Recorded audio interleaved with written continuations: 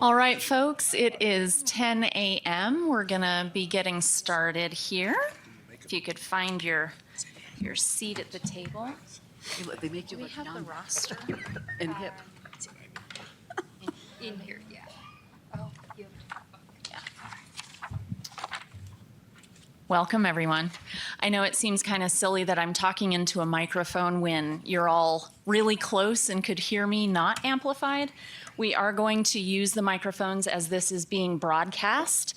So for perpetuity's sake, as well as anyone that's joining us online, if you would please remember to use the microphone when you have comments or questions. And yeah, that's probably it on the introductory remarks. Wanted to officially welcome everybody to the first Workforce Housing Committee meeting. This is a workshop, so we're not going to be taking any action today. This is just getting everybody acquainted as well as getting everybody acclimated to the work that has come before us and what has brought us to where we are today.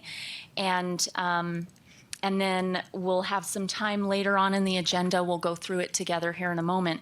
But we'll have time later on to really get to know each other. And that was the main purpose of the meeting today, was to make sure that everybody on this committee is familiar with each other, knows what their strengths are, and how we can work together. So as I get started here, let me find the clicker.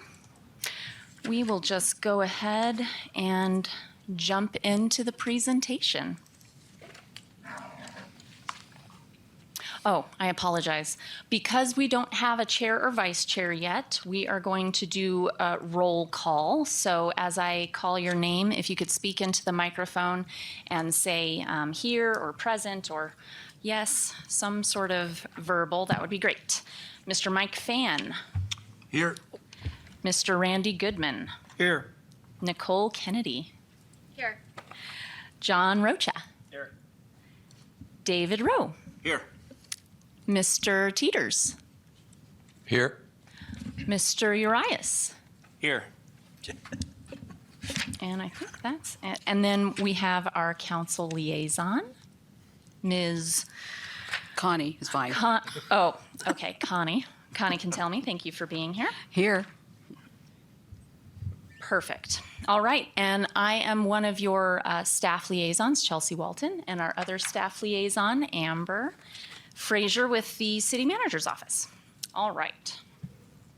Thank you for that. So our agenda is fairly simple for today. Like I mentioned, we're just getting acclimated to the work and what's brought us here, as well as going through the binders that you have before you. We're trying to get everything with a firm foundation so that we can get to work right away.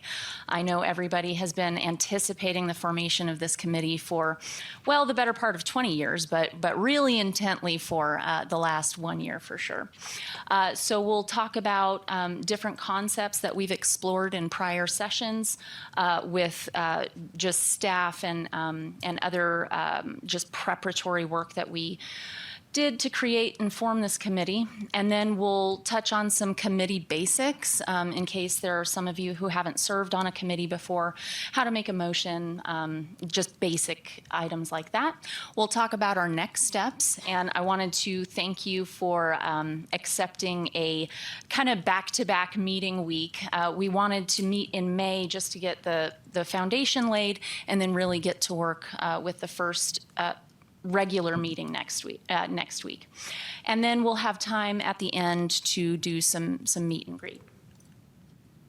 So again, your liaisons, staff liaisons, myself, Amber, and your council liaison, Connie. And I'm with the Community Development Department, and Amber is with the City Manager's Office. Okay, so the formation and history of this committee really started last summer with Mayor Phil Good and Mayor Pro Tem Brandon Montoya getting staff together and starting asking some basic questions. There's an issue, what can we do about it? So the genesis of it really started with just staff pulling together information, not wanting to reinvent the wheel, but we were facing critical issues and are still facing critical issues, such as minimal first responder staffing, limited ER staffing, entry-level or lower quality hires. Everybody who owns a business knows and who's in management knows that it's really difficult to find good people and to keep good people.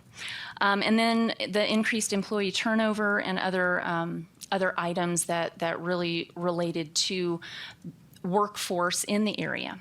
So our desired outcomes with forming the standing committee are to make Prescott become a highly sought after place of employment. We want good people to move here to support our city services.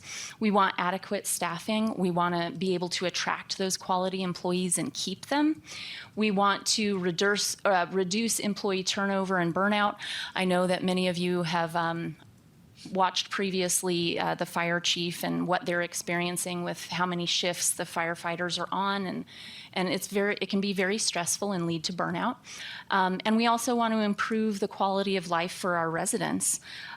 We can't support the city's infrastructure if we don't have good people come and stay to support those services. So housing is a major part of that. So this committee was formed because the issue is very vast and you can get lost in how big it is. But there's three important things here. We don't have to do it, we don't have to reinvent the wheel. We're not in this alone, and there's more than one right answer. And this committee is going to really focus on the workforce housing group of police officers, firefighters, teachers, and healthcare workers. Those are I wouldn't say most stressed, but those are the really taxed industries right now that are kind of low-hanging fruit that we want to invest and really get this program out the gate with. All right. Let me just make sure I didn't miss anything. Does anybody have initial questions for starters? Okay, all right. We'll just keep going through this introductory material. And, okay. So we wanted to get everybody organized, and I know sometimes having a binder is really helpful. So I wanted to take you through a little bit of what you have in here. So we start off with just a roster with our names, with our terms, our appointments, and then our workforce housing committee schedule. So that's right there in the front of your binder for you. We also have behind that some material that we're going to go through today. You'll see a copy of one of the slides that we'll go over a little bit later, as well as a map, and I'll explain the map a little bit later into the presentation. But beyond that, we have a list of dividers in this binder for you, and it's intended to whatever you find of value as handouts that you want to punch and put in here, I would encourage you to do that. But we have spot for your meeting and agenda minutes, or agendas and meeting minutes, any notes from meetings. We put together some worksheets in case you're a scribbler like me and like to take notes during sessions, because we will have presentations as we go. We have a lot of really good resources in this community, and we intend to bring them in one meeting at a time to get you acclimated with opportunity to promote workforce housing when it comes to planning and zoning, when it comes to CDBG. So there's a lot of educational resources and presentations that we'll be bringing to you in future sessions that will hopefully get the cogs meshing so that we can learn about programs already available, as well as opportunities for changes as we go. The next tab is resources. This has a couple of things in it. The Arizona Housing Coalition put together a really great toolkit for municipalities and increasing the supply of affordable housing in Arizona. So I'd encourage you to go through that. And this is not homework, although you should go through these, but these are here for you to go through as you're preparing for upcoming sessions. It's really good information. I know I've highlighted them in my own binder and have tabs to remind me of things that are important to look into. So after the Housing Coalition packet in that same section, Prescott Valley, they recently published just, I think last month, this is like hot off the press, an attainable housing report. Again, to stress, this is a regional issue, and we don't want to reinvent the wheel. We want to use what's come before us to springboard us forward into action. So we're going to take some time and look at that Prescott Valley report that they put together, see if there's any good stuff. I'm sure there is a lot of good stuff, anything that we can use to help us as we move forward toward actionable goals. And I think we have one more item. The state actually had a housing supply study committee that published their final report in December of last year. So that's the last item that we've included in your resources tab. Again, I don't expect you to read all of this over the weekend before the next meeting. This is just information for us to get acclimated with, to know all of the building blocks that have come before us that we can use to move forward. And then the remaining tabs are for future use as we do research together, as we look at programs and initiatives that we can work on, and any active projects or potential projects. And then part of the formation of this committee is we will be reporting to council. Council at least annually in the resolution, and I hope everybody's taken the time to read the resolution that formed this committee, but we do need to report annually, at least annually, to council. I would imagine if we have active items that we're working on, we may present more regularly to council. But at least annually, we'll put together a nice presentation for council and just keep them abreast of everything that we're pursuing and anything that we need their help with as far as actionable items. So that is the binder overview. Any questions so far? I feel like I'm talking a lot, but all right. We'll get to that at the meet and greet as far as everybody getting acclimated. All right. So wanted to, as we talk about actionable goals and kind of what we're moving through, let's take a look at some of our concepts. So this is just a bubble chart of concepts that have come to light as we've researched this, had really good conversations with stakeholders. We have, well, let's just start with the main ideas. So public-private partnerships. You all may have read in the paper about our partnership with PUSD, and I don't see anybody here from PUSD, but the housing for the teachers on the Taylor Hicks property was kind of our proof of concept for what we could do as a city to partner with local stakeholders to get housing units that are actually affordable for the people, the workforce that need them. So that is an idea out of the public-private partnership. So, and that is a really good flagship program that we will use as proof of concept, like I said, and as kind of a template. Now, PUSD is a little bit different because they're a governmental entity.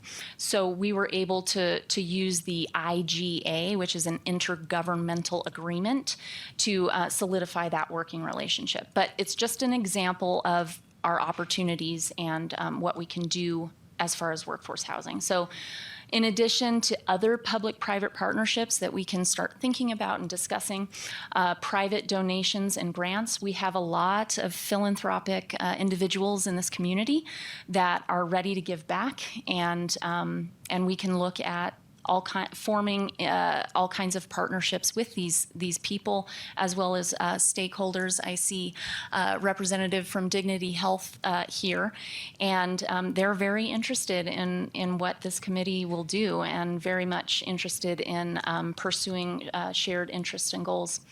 Another item is loan collaboration. That one kind of speaks for itself. Part of what we're going to be doing is looking at funding. And then Habitat for Humanity, collaborating with them.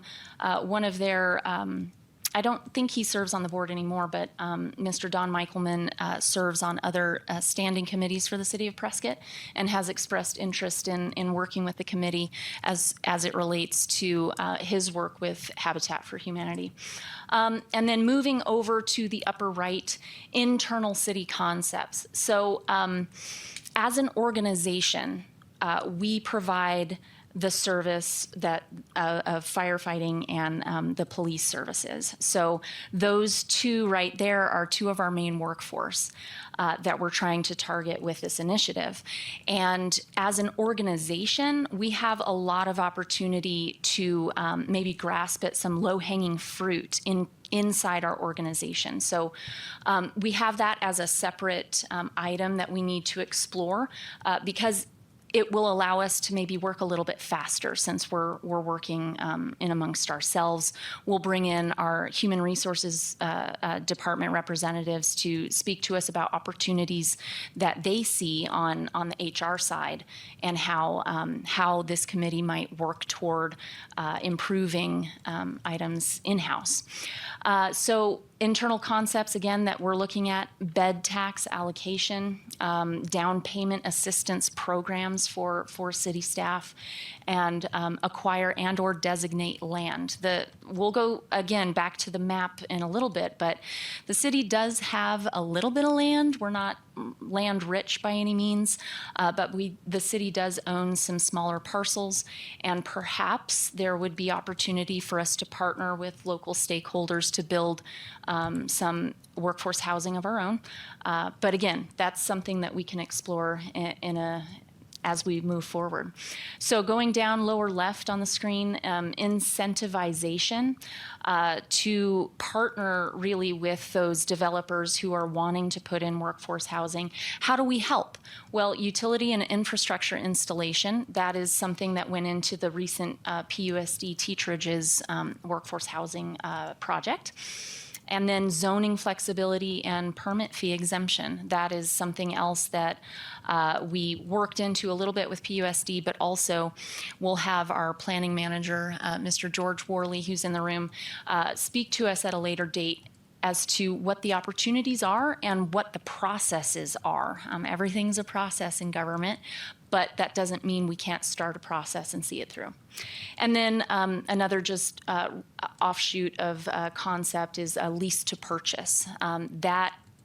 The way to build wealth in America is to have your own home, build equity, and be able to one day to sell that and make a profit. That's how many people have made their wealth. And what we want to make sure the focus is not just leasing units.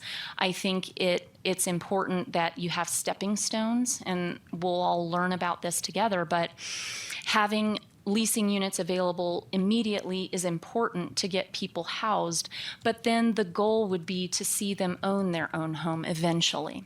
So again, these are just all big idea concepts that have been kicked around by people in the community and staff as we've moved forward. All right, so moving into some tasks. So big ideas, big concepts, where do you actually start? So yes, thank you. There is a handout for that in the binder, and we can look at that together. So So really, we need to start identifying our partners. Who are our public partners and who are our private partners? We need to determine employee eligibility. This would be when we're looking at programs that that service individuals maybe inside the organization, or if we partner with other stakeholders. How do people qualify for these homes? What are those eligibility requirements? I'm not going to read the whole list, but these are just tasks that we can begin to work on. Packaging and marketing. Connie came up with a good idea of putting a pamphlet together to let developers and builders know about what opportunities and incentives there are, and kind of give them a nice package to say, hey, if you're looking to build in the community, especially affordable housing or workforce housing, here are the things you need to know. Just a distillation of ideas. Project list. We need to start identifying projects. Like I said, low-hanging fruit is always the best to start with.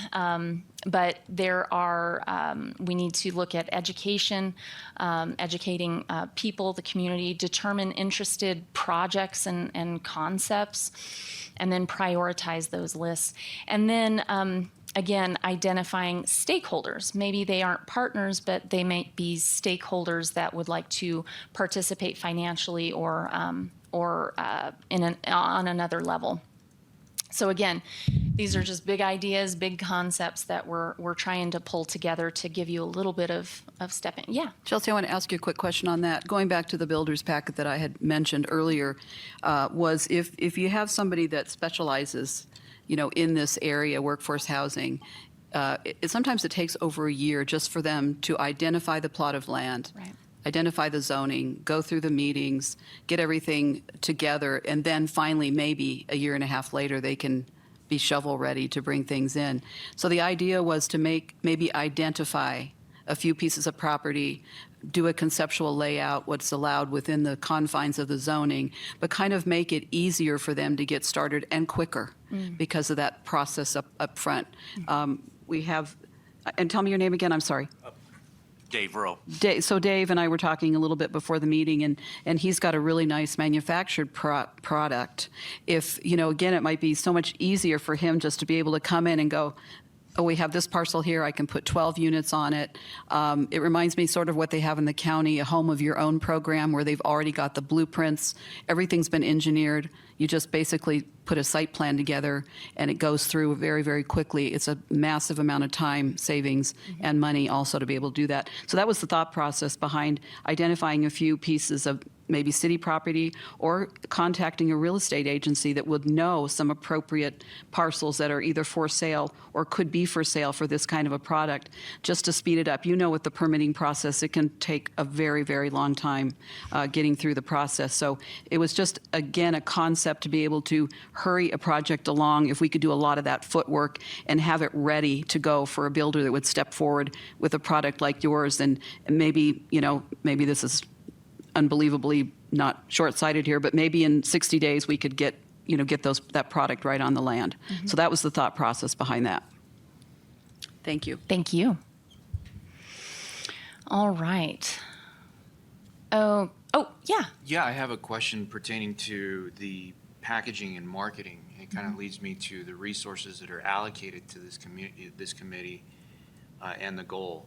So along those lines, I noticed that we're talking about a tangible material that could be distributed, but web and video is also something. I don't know if the city has resources where they could allocate the individuals that put that together for the city, where we could have a designated, time block of what we're looking to put out there on the web. But I did notice that there's an opportunity for discussion on that. Thank you. Yeah.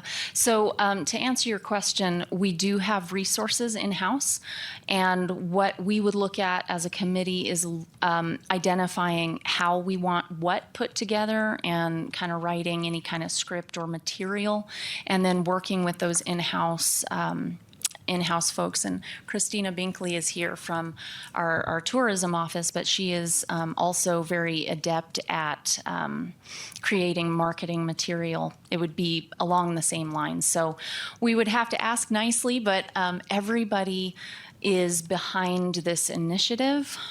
Council is definitely behind this initiative, having formed this standing committee. So I think resources are available. We just have to be prepared to focus on what we need from them, and we'll work that out. Thank you for bringing that up. Perfect. All right, so we have some Committee 101 basics, and I know that did we have someone going to present on that, or was that going to be? Well, I don't know where Jennifer is, but we do have legal here to answer any questions you may have on open meeting law, Mr. Matt Pedracky, yeah. any basics on voting. Yeah, so really, Committee 101, it's going to be formalized action. And again, this is a work session, so it's a little less regimented than a regular meeting. But, regular meeting, you're going to be calling to order, and this would be the task of the chair or vice chair in the chair's absence. So, calling the meeting to order, going through roll call, making any housekeeping item, notes, and then voting how to make a motion. And what's really nice is the clerk's office has the agenda templated with recommended voting language. So really you're reading to make the motion, move to approve such and such items. So those will be fairly straightforward, and I think there's several people here who have served on committees that are familiar with that. Later on, after meet and greet, at the next meeting, we are going to ask you to select a chair and vice chair. And then, again, the chair is just kind of the steward of the committee, the meetings. And the vice chair basically serves in the absence of the chair. And this committee is tasked with selecting the chair and vice chair annually, so it's an annual term. And you all kind of nominate who you'd like to serve.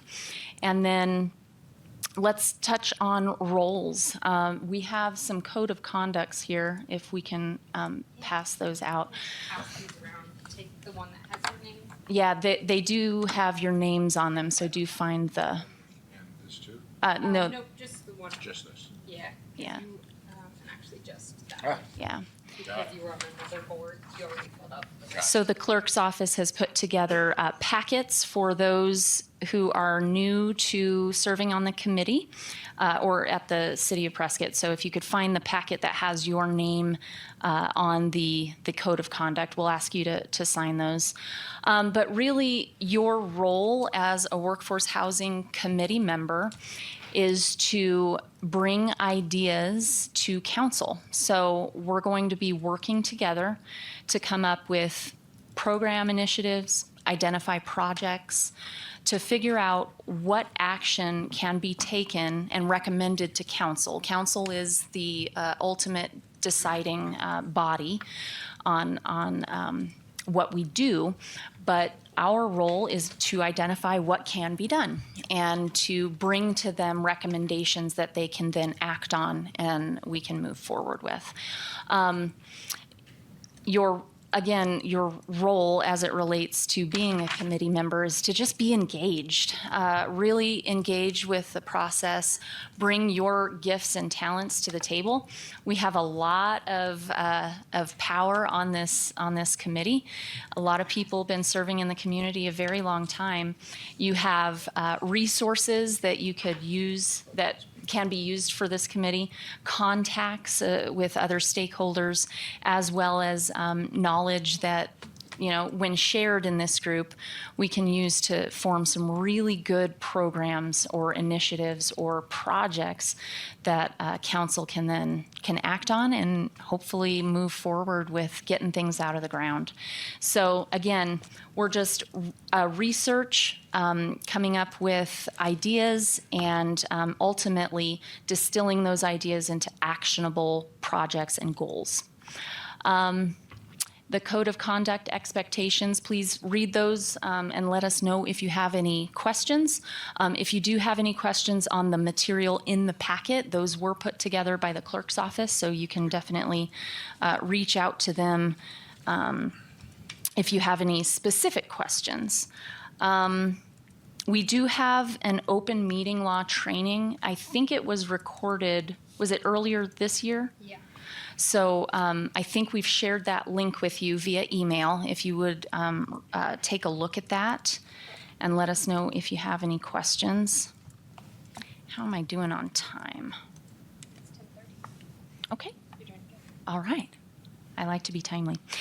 Okay, so moving forward, our next steps. So the next meeting is set for next Wednesday, and this would be our regular meeting time. Regular meeting times will be the first Wednesday of every month at 10 a.m. here in this room.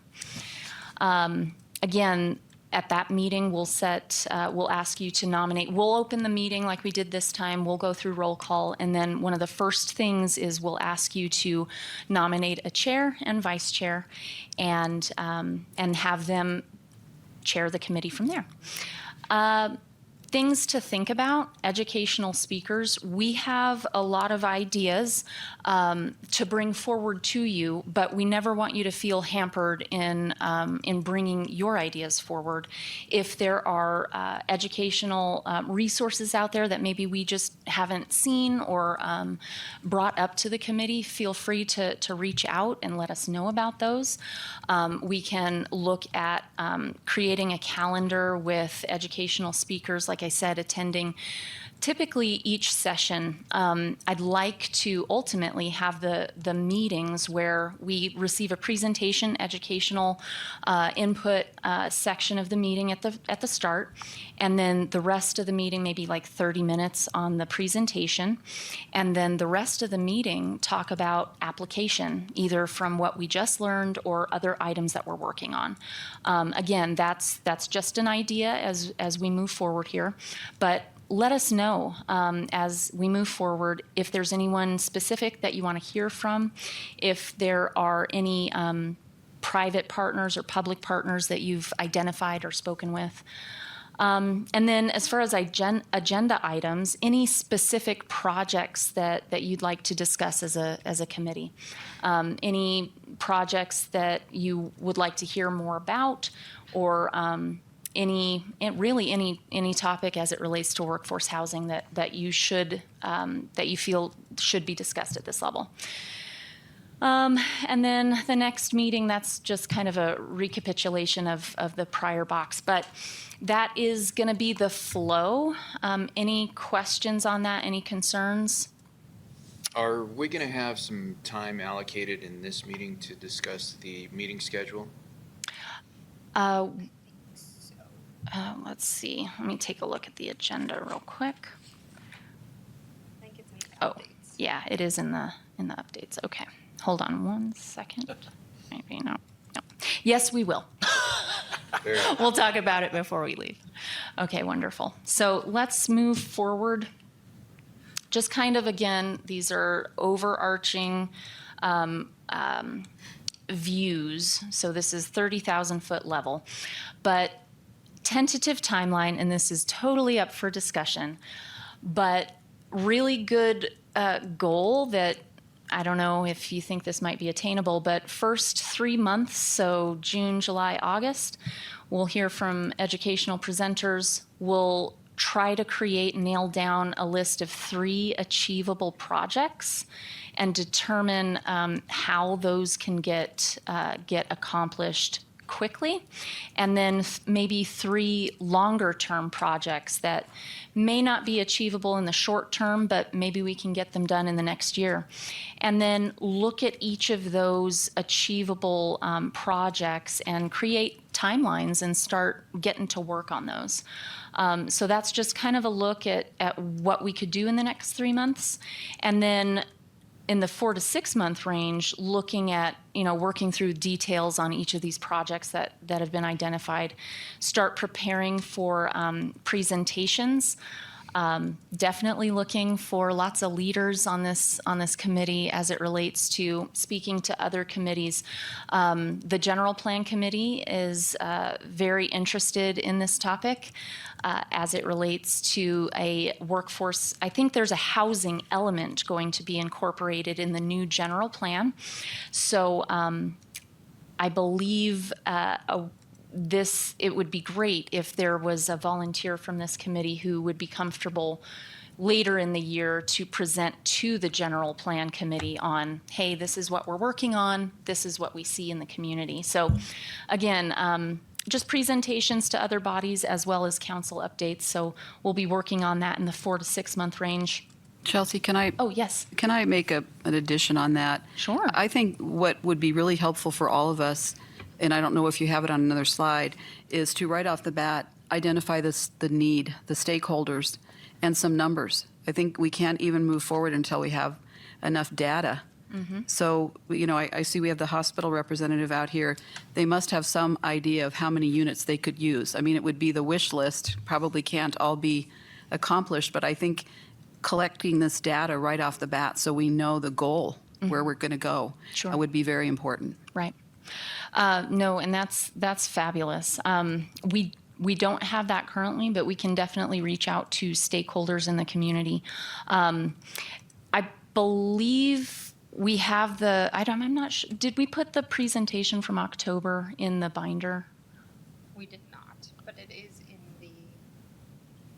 We can get that to you electronically. So in October of last year, staff made a presentation with Ryan Jones, an economist from Yavapai College, as well as Cody Ann Yarns, a local realtor, about the demographics as well as the housing market and supply in the community, and we identified data as it relates to what wages are for each of our workforce categories, and what is available in housing stock presently. So we can reach back out to those specific stakeholders. And I do believe we got information from the hospital to inform that as well. But Well, and for as us- far as the number, that's something that we didn't get. How many units could you actually Well, for use? us, I think we need to also talk to Chief Bonney and Chief Dura, because I know they have internal numbers of Yeah. how many people we have on right now and how many are coming on with our growth and the new station. Anybody that's in-house, even the school district, I think we can probably collect those theoretical numbers at this point. Again, I think we need a target. Right. The teacherages, that was 6 units. That's not going to take care of our problem. Oh, So no. I think we would all benefit from knowing what we're looking at. Well, thank you for that. And that's a great next agenda item. Is it? Well, no, it's not on there yet, but it will be. This is how we move forward in identifying what we can work on and inform what data we bring back. So we'll just make a note of that. The other benefit to that, can I just bring that up? When we have things come in front of us in council, it's so much easier when the data indicates the need. We can't, just stick our finger up in the air and go, I think we need 5 units. We really need to back this up with the community need from all of the stakeholders.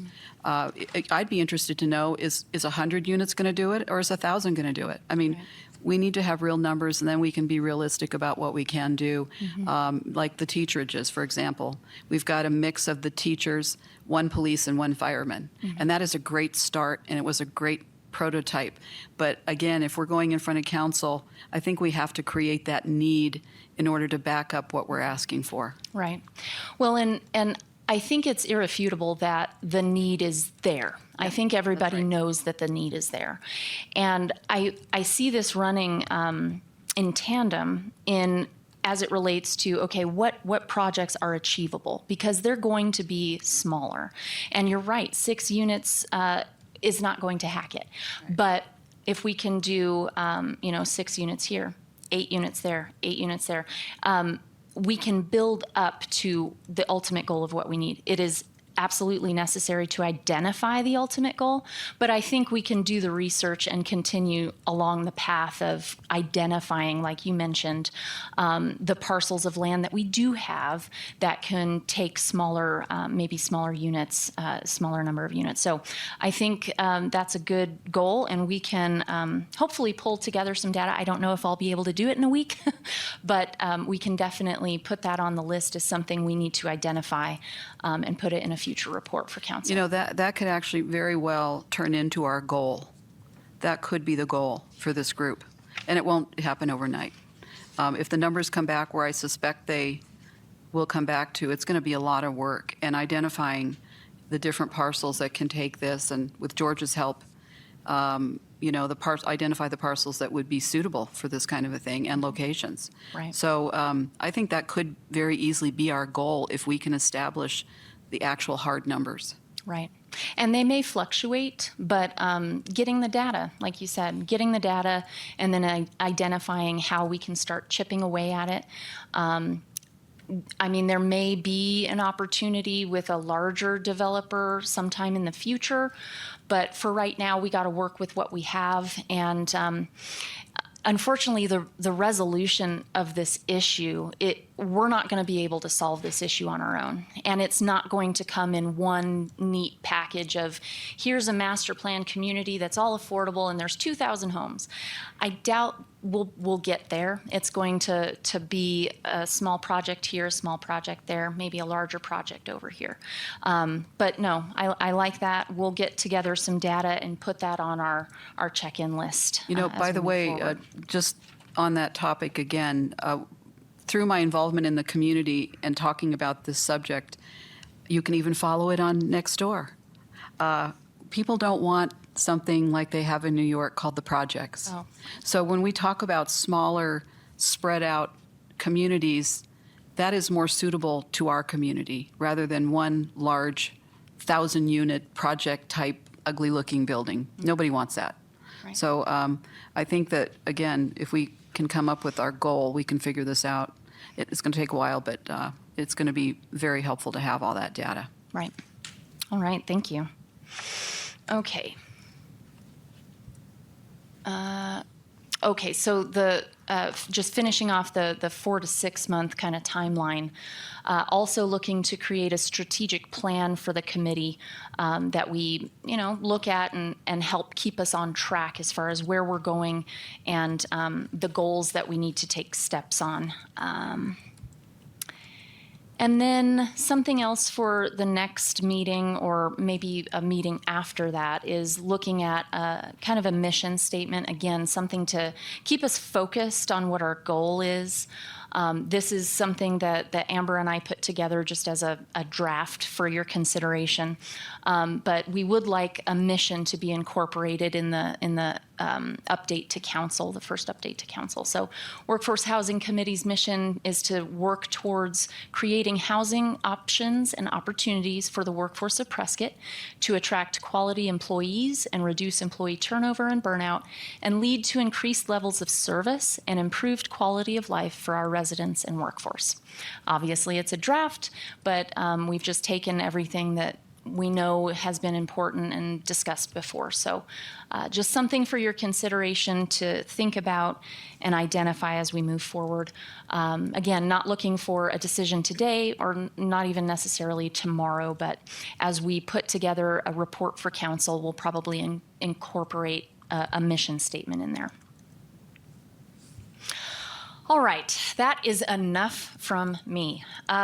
We would like to hear about you. I know some of you really well. I know some of you marginally well, and there are some of you that I don't know at all. So we'd like to take this opportunity in the work session to have each person give us your name, your background, why you wanted to join this committee, your main focus areas and why. Like I said, all of us have a little bit different talents and approaches. We want to know your perspective. 3 goals that you'd like to work toward accomplishing during your time on the committee. Again, this is a lot to think about, but if you can share it, that'd be great. And then what assets or skills you have that can be leveraged for what this committee is working on. So do I have any volunteers who want to go first, or do you want to go around the room? Let's go around. All right, we'll go around the room, starting with Mike. Okay, my name is Mike Fan. My background is we moved to Prescott I was born in 1957. We moved to Prescott in December of 57. We moved to Prescott in 58, so I was not born here, but pretty darn close. Graduated from Prescott High, have an engineering degree, a construction management degree at ASU. I partial owner with my son of Fan Contracting, partial owner of Fan Environmental, Granite Dells Estates, or the Dells. So I've got, my background is both in construction and in development. Got 2 kids, 7 grandkids.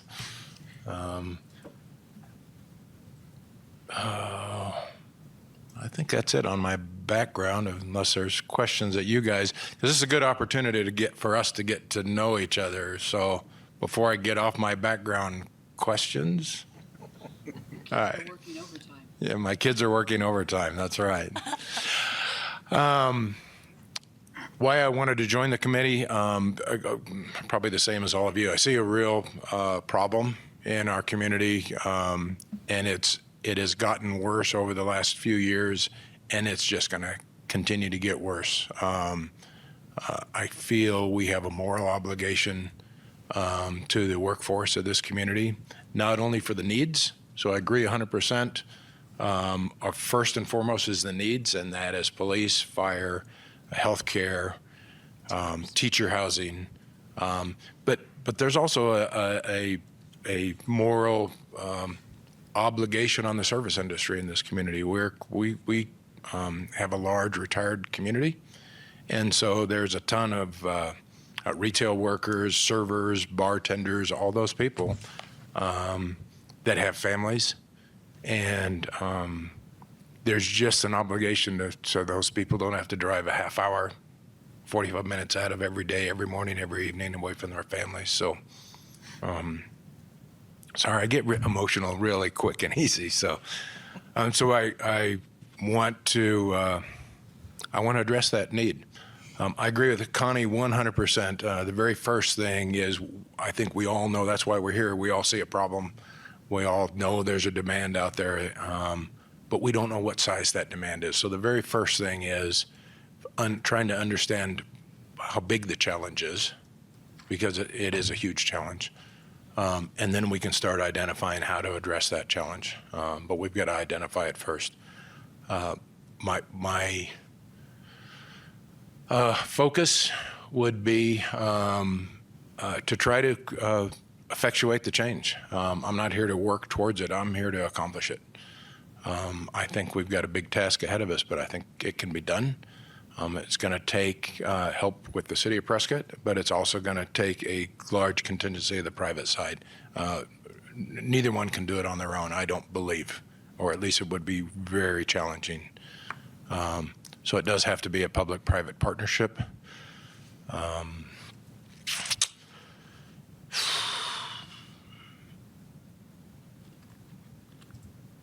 Like I said, my goals would be to identify the size of the problem, identify where the challenge can be addressed, and then put it in play. I also think that it's going to be difficult if we don't have a structure set up that whatever we do to build workforce housing, it's in perpetuity. So I agree 100%. The goal, which is a much higher challenge, is to help people build equity but we need a system in place that a bunch of people on the private industry donate their time, their resources, land, money, and then there is not a structure in place to keep that workforce housing workforce. And because we're going to be fighting the market on workforce housing, the market's going to say this house is worth this. We're going to say, no, we're going to try to keep it at this level. We're going to allow somebody, if we get into the purchasing end of it, allow somebody to build equity, but that equity is going to have to be throttled so they're just not taking advantage of somebody else's donation. So it's going to be challenging. I've already had some discussions with a couple of landowners that I think would be very receptive to working together. And I think we got a good committee, and I think we got good places to go. Great, thank you. All right, thanks, Mike. Thank you, Mike. You're tall. I'm short. My name is Connie Cantelme, and I'm here actually on City Council because I have much of the same concerns as Mike does. And I guess selfishly, as a grandmother of 3, not 7, I would like to see our kids stay here. And there is a puzzle of pieces that we need to accomplish.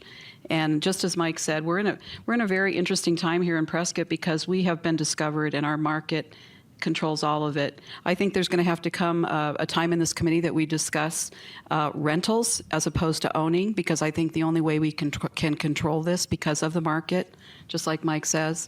When you're selling little 2-bedroom homes down on Virginia for $750 a square foot, and then they still need to be remodeled, you can see that that is completely not attainable by our children and, you know, the millennials or anybody coming up. So we do need to be able to control that. We live in a country where we have property rights, so ownership may not be the way to go on a lot of this stuff. A promotion to ownership, a structure that we could possibly have the tenant maybe 50, and this is just theoretically, maybe 50% of their rent goes to a down payment so they can move out of rental and into ownership. So we should probably put a structure into this committee so we can discuss all that. So anyway, my background is in construction, not exactly like Mike's. I'm a general contractor. I owned a design build firm for 40 years down in the valley. I was brought here to Prescott in 1972 by my father, who was a lifer in the Air Force, and he retired here because of the VA and the town square. He was from rural Minnesota, and we had a little town called Lee Center, Minnesota, farming community, now mostly owned by Green Giant, but they had a courthouse square just similar to this one. And when my father came through here in 1962, he said, I'm going to retire here someday, away from the snow. And that's what we did in 1972. I was on my way to school, so I moved to Phoenix, and I lived down there, got married, and had my child, and had my company for, as I said, 37 years, and couldn't wait to get back up here. And my father was very ill with Agent Orange poisoning, and I came back here part-time to begin with, and then started when the recession happened in 2006 in the construction industry. Everybody that's in it knows. I started to back myself out of my company a little bit.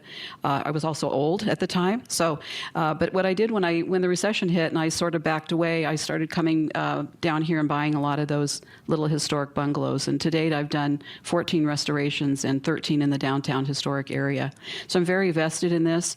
I have a large family. I've got 5 brothers and sisters and myself, and many of them stayed here, and their children have all left. And I know Mike and I have just had discussions about this in the past. I have actually 1 niece and 1 nephew out of 18 that have stayed here to get they weren't able to get jobs. So that's another concern of mine. I've been involved in a lot of the economic development that's gone on in the city for many years and been able to identify this issue. The main focus areas are just exactly what I'm talking about. We've got to be able to help these people up in this economy right now where you've got, you know, I remember buying my first house, by the way, 13%, and I thought I had a deal at 13%. But you look at the kids nowadays, that is just, they just can't go there. We've got to be able to help some of these ones. If they show that they have a job and they're contributing to the tax base, I think if we can help them, it's a good way to do it. My goal is exactly identifying, based on the data, what we need here and working towards that. What assets and skills, I'm a project manager, as I told you, I ran a company. Being able to understand the red tape and the process that we all have to get through, I would love to be helpful in trying to make that an easier project to navigate so we can get some of this stuff off the ground in a timely manner, because we're losing people every day. Many of you don't know this, but last year in 2022, the city of Prescott lost 23 policemen. That's massive. That was alarming to me. Now, some of them did retire. Some of them were headhunted away from us. But the bottom line is we've got to be able to keep this. We need this in our community. We're within a few months of a jail opening up, and we will be affected by that. So those kind of services, our police and fire that are largely going to be servicing that population and keeping us safe, very important. It's number one on my issues right now at City Council. But it all plays into this issue we have right here. And I'm glad you're all here, and you're right. We have a lot of stakeholders here, so we ought to be able to make this happen. When we were in council, we all got to talk about why it was a good thing that Mayor Good started this. And one of my things was, we've been talking about this for 20 years. Let's get together a committee of people that can actually make it happen now. And I think we can do that. So thanks for being here. Thank you, Connie.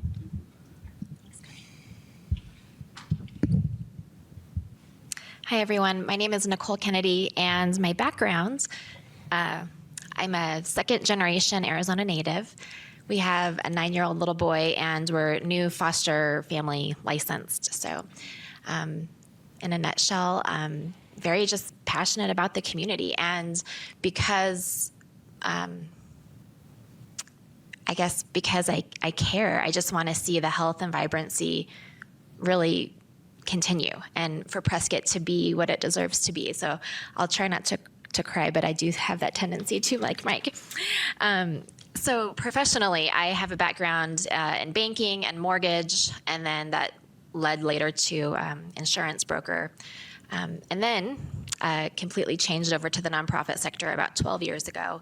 Most recently, I was the CEO for the Boys and Girls Clubs here locally. So that is my heart. I think it's really awesome to be able to work for a cause greater than yourself, and I can't think of a greater cause in Prescott right now than what we're doing collectively. So I'm honored to be a part of that. The main focus areas, I would say, I think I like what you had suggested as far as a timeline on 3 different objectives that we can accomplish right away, and I think there's a lot of opportunity to do that. Especially being that there are so many interested stakeholders and partners in the community, donors, et cetera. So that's fantastic.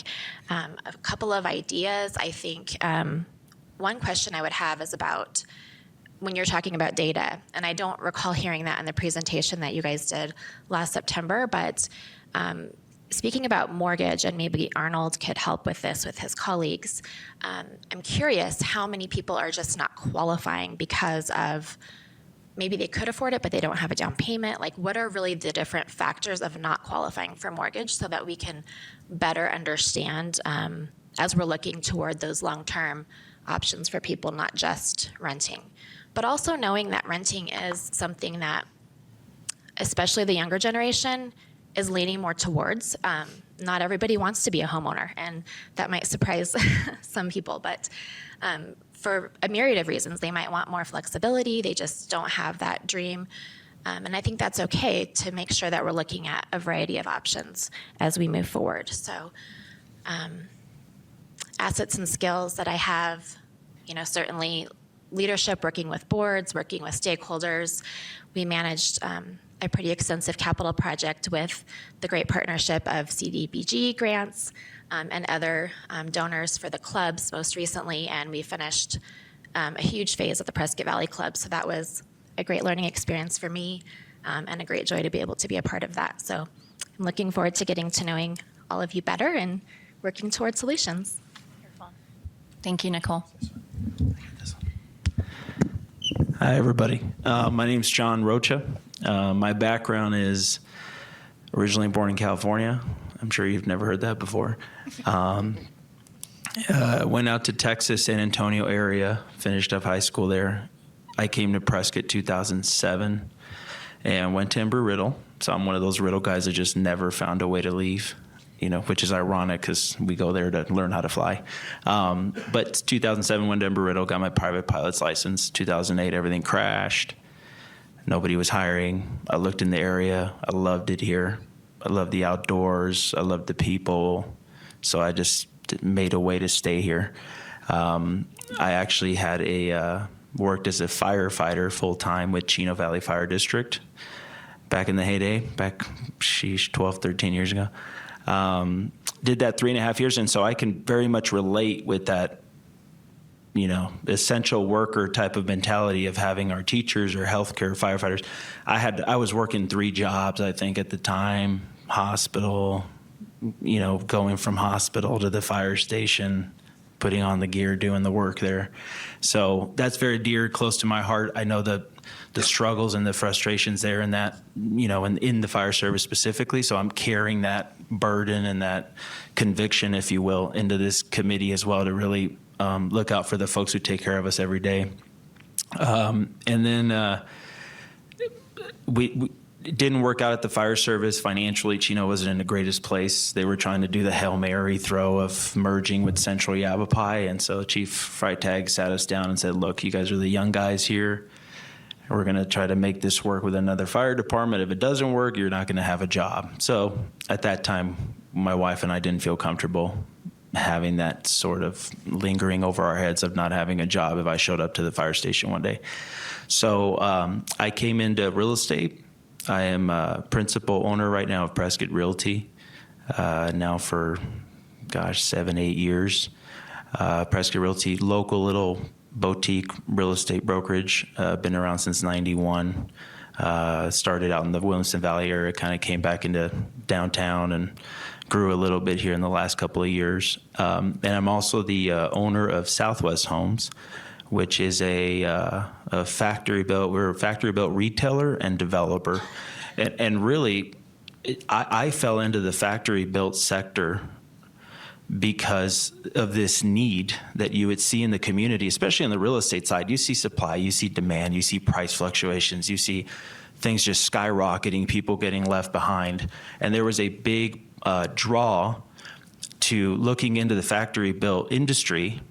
And I always tell people I was a factory non-believer, right? I always thought they were in the 1970s trailers, and with that stigma and whatnot of what we see in the movies and what we know of them. And I was horribly wrong. I mean, as far as just how we have, these things, and 10 years ago they were brick phones. The building technologies and how that industry has progressed has been pretty eye-opening and impressive. And so I had such a sense of satisfaction in being that affordable housing option for folks. We had a single veteran man who could not get into a home but loved it here and had family nearby, and the only thing he can do was, get shut out of 10 offers on one house and that whole deal. And Factory Built was able to be a solution for that gentleman and for many, many folks. So my background really is I started off with doing a few of them to then utilizing the minor land division in the county, which essentially allows you to split 5 lots or less, right? You don't have to get into statutory requirements. And so I just was enamored with the amount of impact it was making in people's lives that I started just buying up as much as I could in land, subdividing those into 2-acre lots, 5 acres at a time. 10 acres at a time, 5 lots that were 2 acres in size. And I'd be able to do that process in about 2 months, right? So we're talking things like at this massive scale of, yes, we're working on current projects right now that we're 10 months in, quite a bit of resource expelled, still working and chipping away at maybe another 6 months until we see anything. But that was very, very productive. And I think there's a lot to learn from maybe something like that. What is the low-hanging fruit?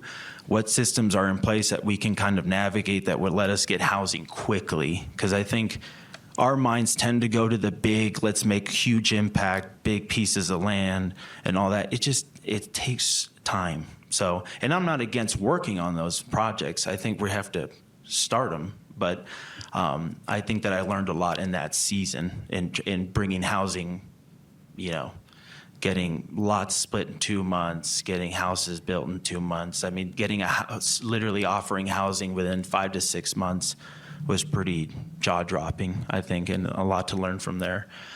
So anyways, that's it in a nutshell. I've been doing that factory built now for about 2.5, 3 years.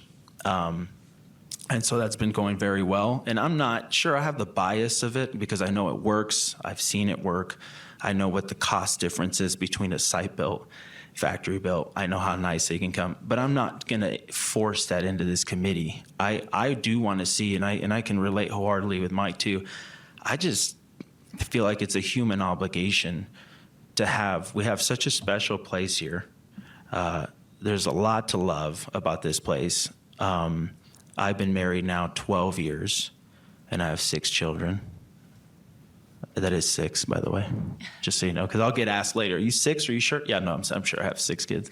And so I think there's an obligation here to make this, a lot of people want to live here, they want to be here, but I'm not okay going to bed at night thinking that we can't meet the essential needs of the folks that make this place a good place to live. So it bothers me. And so that's why I joined the committee, in short, is to meet that need. I agree 100%. I'm a nerd. Data is what drives me to do something. If I don't know it or there's no target, I can't do anything. So wholeheartedly agree that the first step would be to identify how big is the need. I mean, I know the report touched on it. I know that report touched on how many police officers we're losing out on when we offer them a job, and firefighters. And so I agree wholeheartedly that I'm all for a really fast timeline. This is a very aggressive timeline, which I think when I got interviewed for the committee, I was all about. I was like, let's do it. I just think data probably needs to come as soon as possible, so we have a target we can shoot for. Main focus areas and why. I mean, honestly, I can sum up 3 of those bullet proofs by just saying, I mean, my goal is achievement. That's my one goal. I haven't gotten far down the road to put 3 together because we got kind of put on the spot. But one goal is just achievement, to actually see it come through. I've been privileged enough to work with the Teacher Housing Project at Taylor Hicks here at PUSD in collaboration with City of Prescott. I'm the contractor on that job for the factory built homes. And I have learned a tremendous amount of the public and private and what that dance needs to look like and what the give and the take needs to look like and what the timeline looks like and all these things that I think would be super helpful to this committee. So I'm excited to share that as like a pilot model program. Asset skills. I think the best asset is my heart being in the right place to be here for the right reason. And so hopefully that pays off. And I'm really looking forward to we have some pretty awesome people here as far as working on the committee. So I'm just honored to be here with you guys. Thanks so much, John. Yeah, no problem.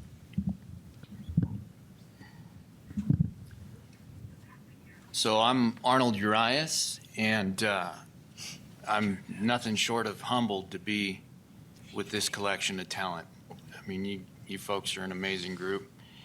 My background is 25 years of mortgage banking with emphasis on mountain resort lending, mountain resort communities. I grew up on and off in Big Bear Lake, California, and then my father's side of the family is in ag in Yuma, Arizona. So we had relatives here in Prescott. And my wife was always smart enough to remember that if there was any place in the world that I wanted to retire, it would be Prescott, Arizona. So she hung on to that to get me out of Big Bear Lake as quickly as she could. But also in the Park City communities, and so my realtors are spread everywhere. My sources are spread everywhere from Lake Tahoe, Park City, Mountain Resort Lending. I learned a lot from Mountain Resort Lending, and that's what got me introduced into philanthropy. So over the years, transitioning from organizations like Rotary International, as you can see, I'm not your traditional banker. So what really pulled at my heartstrings is being in the mountains, is becoming a backcountry EMT. So when we got our second home just 25 miles outside of Prescott, we realized that there's a tremendous need in those underserved communities, those rural underserved communities outlying Prescott. So most recently, my role, while I'm still a mortgage banker, I'm also a graduate of Williamson Valley Baghdad Fire Department for their, I'm a firefighter EMT 2 days out of the week, which is, I'm going to put a pin in that schedule because based on the shift, there's 2 days on the committee that I can't physically be here, so that when we do get to that portion, I just want to make sure to put that out there, that I want to talk about that because I'm very passionate about this opportunity and I want to contribute as much as possible. So with that background of mortgage banking, unlike Miss Kennedy, I wasn't smart enough to get out of the mortgage banking industry. So I'm the branch manager for the local Evergreen Home Loans here, and we do construction, renovation, and we do a wide spectrum of mortgage banking solutions. And so why I wanted to join the committee is because, you know, we recently lost one of our most talented paramedics. And I hear, you know, being a firefighter, I hear every day the struggles. And so if we're going to deliver solutions to, you know, attract and retain the members of society that are going to contribute to, you know, again, everyone's hometown, okay, and why this is the most treasured community to live in, then, you know, we need to do something about our heroes. And so there's, you know, the types of members that tax communities, and then there's the types of members that enhance communities. And so those that have the capacity to enhance face a tremendous challenge to being a part. And yes, home ownership is not for everybody. We understand that there's a spectrum of solutions on the table, and that's one of the things that I really appreciate about this group is that identifying that we don't want to eliminate any of those options, and we want to have a diverse spectrum of solutions available to accomplish that goal. That's the mindset that is going to also grant us the compliance that's necessary from a regulatory standpoint, is that we do have all these options on the table, and we are discussing this, and I hope legal, I hope I'm scoring some brownie points over there with legal, but I want to keep that on the forefront of my mind, because sometimes I do get very Western and I do get very bold when it comes to pursuing solutions. But know when you're dealing with me that compliance is what keeps the door open and is what makes the opportunity available for us. So it's something I respect tremendously. So I think I touched on why I wanted to join the community and the needs for it. My main focus is, I think, outreach towards that attraction and retention, you know, getting the word out. And I think a huge portion of that is going to be just putting it out there that, you know, the scarcity, you know, helping people understand that God quit making real estate a long time ago, but people are still making people. And, you know, the thing about Prescott is that now more than ever, it's really a lifestyle-based migration. It has everything from climate to all of the resources that people are going to want to flock to. So it's, you know, putting that outreach out there and saying, hey, now's the time. Get your foot in that door, because there is supply and then there is demand. And being a part of, that outreach and educating, because unfortunately, especially with the younger demographic, it's all about, that cash flow. Hey, this is going to impede on, my concert tickets or my yearly vacations. But, getting the big picture, getting involved with the financial planners and the portfolio managers, of, whether it be Dignity Health, who's managing the portfolios there. We need to have a conversation with them, because we need to leverage, their input.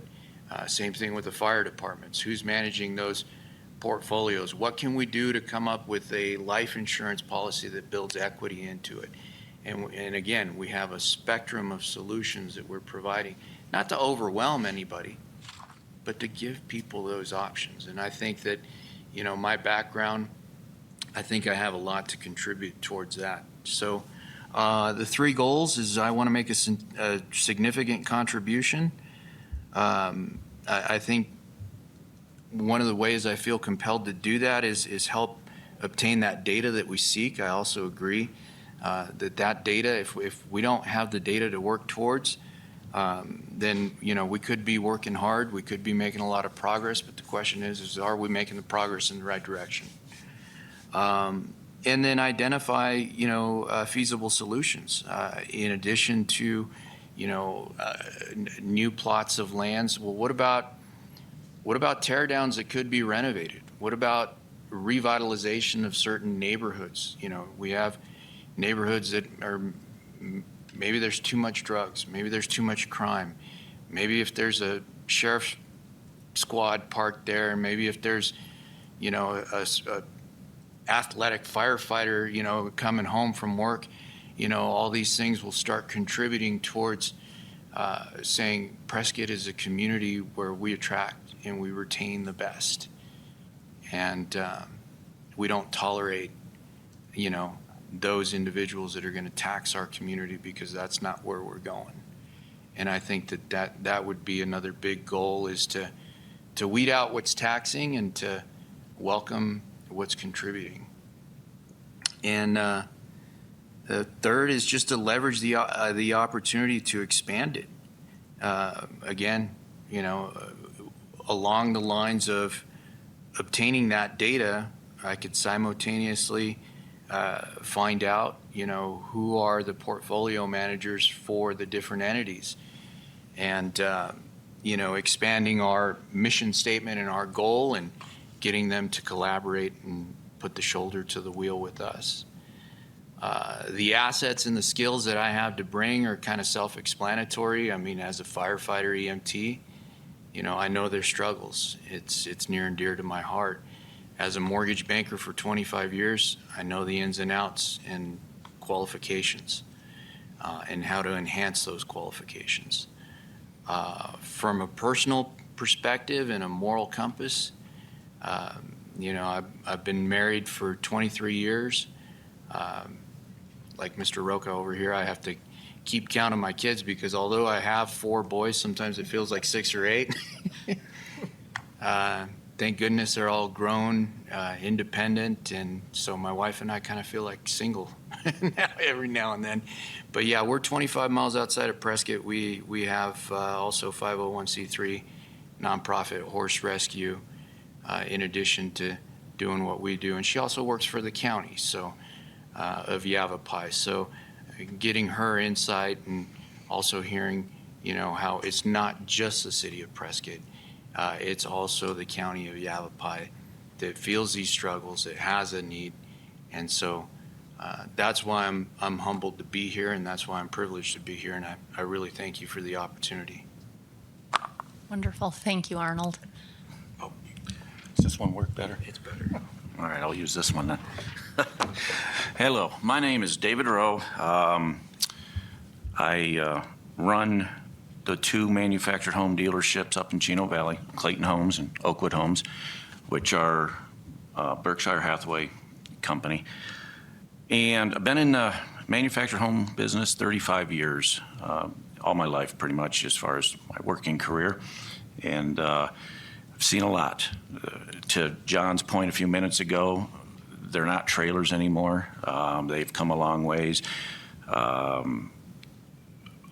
My point of being on the committee, of joining the committee, was I commend the council. I commend everybody sitting here today, because I hear it all the time. We need housing. We need workforce housing. I hear it from Chino Valley. I hear it from all of the local municipalities, and nobody's setting up a committee yet to do this.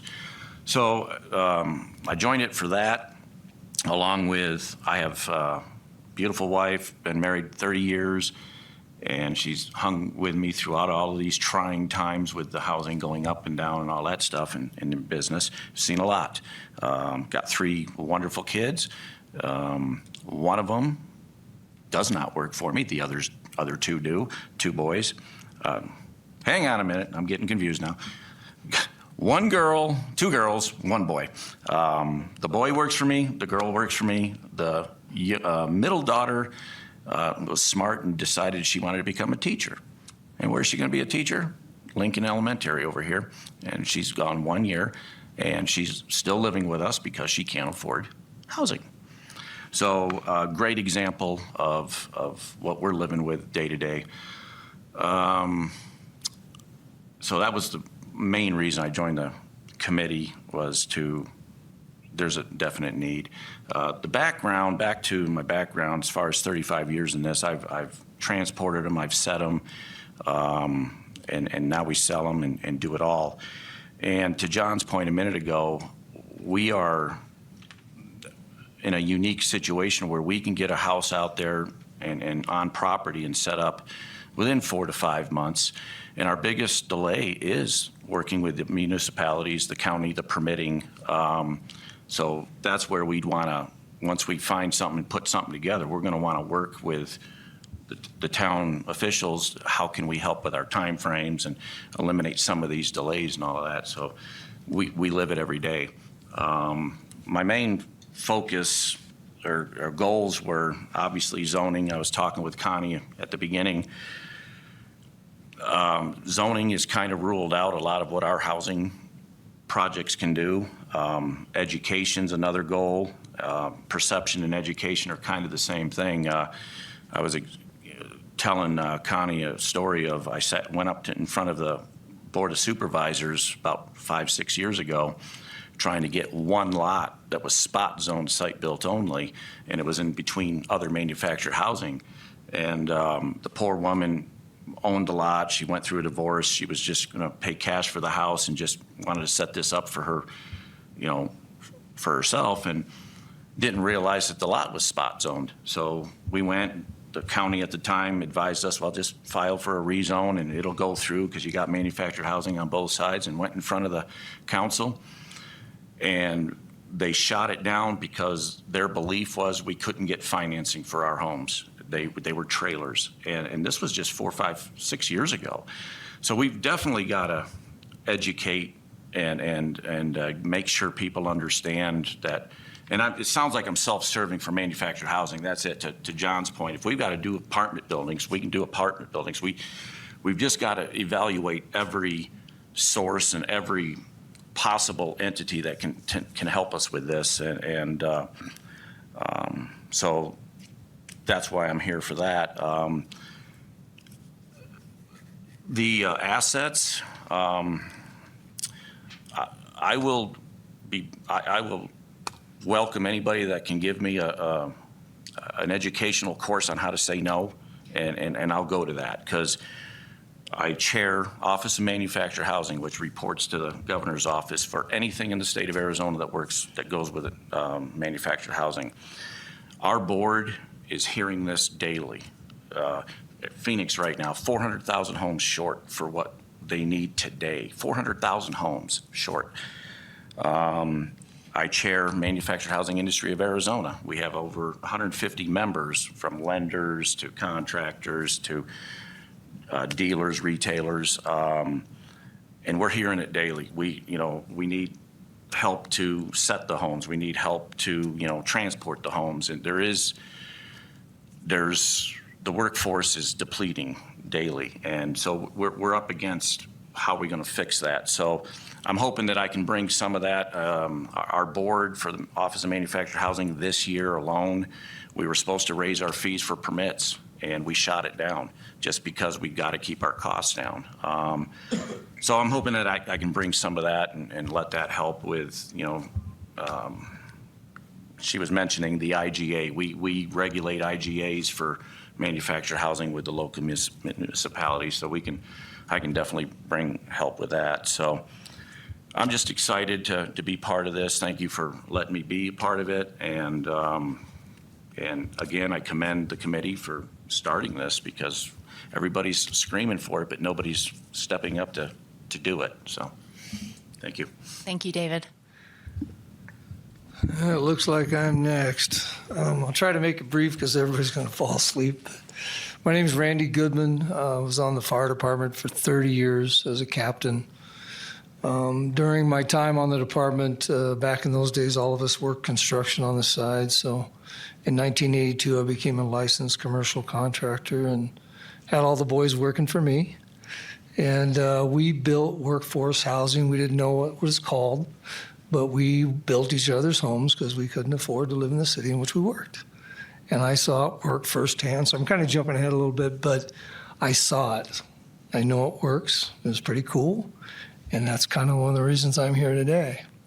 I served on a lot of committees internally within the fire service. This is my first public committee, so it'll be a learning experience for me. I also spent 16 years in rock and roll as management at a very, very high level, which has great stories, which I'll share with you later when there's not a microphone, and I know you better. But I'm looking forward to creating what I saw work back in the 70s and the 80s. And actually, I worked with those kind of situations and our guys all the way until I retired in 2004. I've been out 19 years. I'm still building today because I'm just don't want to quit. And yes, the rumor is I'm the guy that owns the apartments on White Spar, the luxury apartments that I just finished that our local utility set on fire for me. So I am currently remodeling my luxury apartments on White Spar. So anyhow, we will make plenty of time in my life to serve on this committee and whatever you guys need me to do. I think asset-wise, because I worked 30 years on the public sector and I worked, 40-some years in the private sector, liaisoning between the two is probably a strong point for me. And I really only have one goal. My goal is to create those relationships with private sector so that we can get this done. I'll just do it more than 3 times, but that's my one goal. So glad to be here and hope I fit in. Thanks. Thank you, Randy. My name is Tony Teeters. My background is I have 38 years in banking. I left banking as chief credit officer for a bank. During that tenure with banking, I handled commercial lending, residential lending. I helped build a couple of Habitat houses, got funding for Habitat houses. I'm actually from South Phoenix, so we were a poor family, so I understand what people go through. It's not a good thing. I think the reason I joined this committee is, one, we need to have the best people we can get to do the jobs that educate us, keep us alive, and protect us. That's about as simple as you can make it. And being 75 years old, I want the EMT to be really skilled when I need him. You're too young, Connie, to understand this. So my main focus is making sure we look at everything available, every opportunity, no matter what it is, we have to look at it and see if it helps us get where we want to go. And with the diverse backgrounds of this committee, I don't think that we should have any rock that isn't unturned in this process. Because I don't know mortgages like you do. I don't know housing like you do. I don't know construction like you do. You know, I'm a landlord now, and I've built houses and remodeled houses because my wife refuses to let me retire. But I just think it's important you to become part of the community or you get out of the community. These people in this room are part of this community. And I just want to make sure that everybody has opportunities here so that we can grow in a good way so that the people here can stay here. There's so much talent that leaves this town every single year. My 3 children left this town because they couldn't find a job that would pay them for their education. And they would have loved to stay here. They grew up here. So I moved here in 1990, but all my life, this is where we came for summer. On vacation, we'd come up here and camp out for a couple of weeks every year. So I'm very familiar with it. I also spent 4 years in Wickenburg. So it's just important to me to be a part of the community, to help the community, and make sure that people have opportunities in this community. So the only assets I have is that I have experience dealing with big lenders, big builders, banks, One Habitat Home. I got hold of all the banks in the community I was in, and I said, let's all chip in and build one house. And we were able to do that. So it's a matter of just talking to people, bringing people into the fold to accomplish what our goal is. And you're right, we can't do it alone. The city can't do it, an individual can't do it, and a business can't do it. But all of us together can probably do a lot of good things and make this happen. So, and in the time frame, I'd like to see it happen tomorrow, of course, but it takes time. But I think if we keep our nose to the grindstone and plug away, we'll get there. And I think it'll be done in a fairly good short amount of time. And I think it'll be a good plan. This city comes up with good plans. I know that. So, you know, we'll get it done. And that's my commitment to you. I'll do anything you want me to do. I'll make suggestions where I can. And let's just get the job done. That's all I have to say. Wonderful. Well, thank you all for your input, for sharing a little bit about yourselves. My goal as part, staff liaison is to really do just that, is to get things off the ground. And I think with all of the resources at the table, I think we'll be able to identify some low-hanging fruit, some long-term goals, work them in tandem, and really move things forward quickly. So what I heard in a lot of what you all said is identifying the need and numbers. I propose for the next meeting that we invite some of our stakeholders that we know of that could speak to some of their needs. I'll see if they're available for the next meeting. It is just next week, so I'll see who we can get as we work on really fleshing out the bigger picture of the need. So I'll invite reps from Dignity Health to share a little bit. I'll see if someone from our HR department could be available to speak to the need in, as far as firefighters and our police force.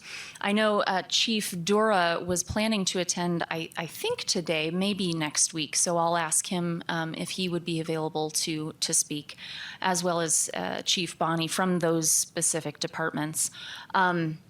Also, I know PUSD. They have, although the teacherages are kind of on the way, that doesn't fill even their need. So we can have at least those representatives come speak to us next week to help identify what their needs are.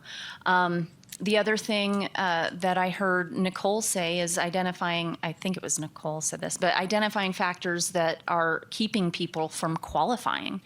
That is something that I'll investigate. I know Cody Ann Yarns has been looking at that particular item. John may have some input on it as well. So we'll look at discussing that at the next meeting as well. And then outreach and education was another big one. Are there bodies that we need to get in front of? What are we educating on? What kind of input would we like to see? What image and what what information do we want to put out in the community? I think as we prepare and get this conversation started in the community, that we should have a base of information that we want to convey. So I think it would be, those are some things that I identified just in this conversation. And then as far as the next meeting, and we'll get to the time in just a moment, but so some of the other items that we identified earlier, electing a chair and vice chair, maybe revisiting the timeline for goals. I'd like to probably keep that as a standing agenda item, just so that it's always on our mind, and if we need to make adjustments, we will. These things aren't set in stone, but for me personally, the way I work is all revolving around a timeline, prepping for a meeting, prepping for a particular report or staff memo. So timelines, I think, are a good tool to keep us moving forward toward action. And then we'll take a look at the mission statement and review the map of the city. So I wanted to call to your attention, everybody should have a copy of the map in their binder. It's toward the front. And just to let you know of what the city of Prescott owns. So this would be low-hanging fruit, obviously, because the city owns these parcels. So you'll see color-coded, let's see, the vacant is in an orange color. And so there's some property owned in Chino. There's some property owned over at Goldwater, but really on the bigger map, you can see that there are just pockets here and there that the city owns.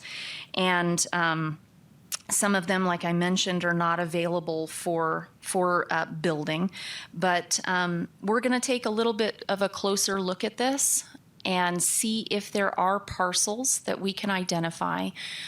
Going back to Connie's idea of maybe looking at putting a package together and identifying developer stakeholders that might want to engage with us on that. So just wanted to make sure that we took a look at the map together. We will look at this again, but know that this is a resource and a tool, again, just trying to identify those low-hanging fruits on projects that we can get really out the gate. Okay, so before we adjourn here, wanted to talk about the meeting time.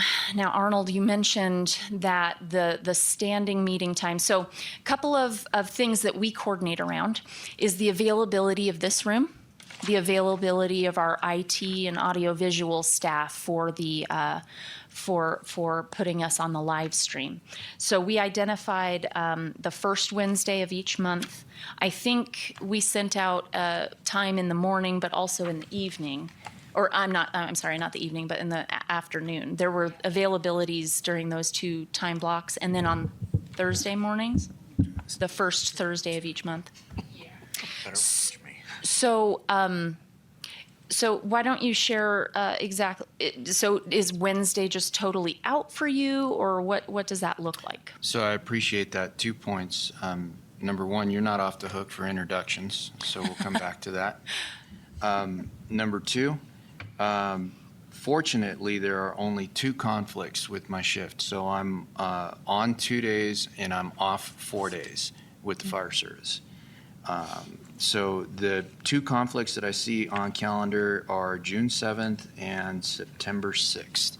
So I would like to request if we can get an exception on my attendance to be able to meet via Zoom or some other acceptable means of being able to attend that, assuming there's no medical or fire emergency that would pull me away from my duties. I'd report to my captain in advance. And Chelsea, can you go over the policy for Zoom?